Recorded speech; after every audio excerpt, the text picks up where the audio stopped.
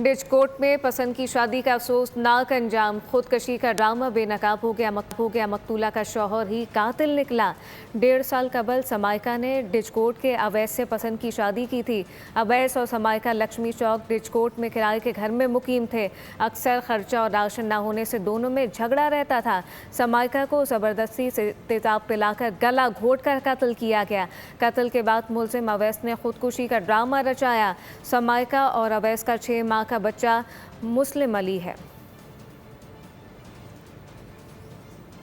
मजीद क्या तफसीलात हैं, जानते हैं राना बिलाल से। जी राना बिलाल, आगाह कीजिएगा। जी बिल्कुल, ये डिजकोट में बहुत ही अफसोसनाक वाकया पेश आया है।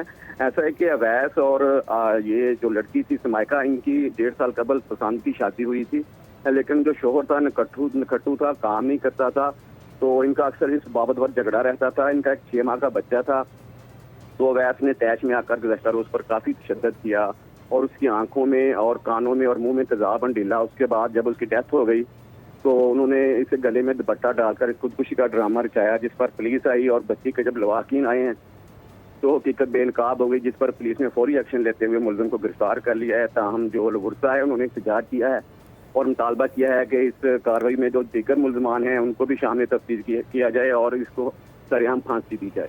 जी राना बिलाल अपडेट कर रहे थे, आपका शुक्रिया।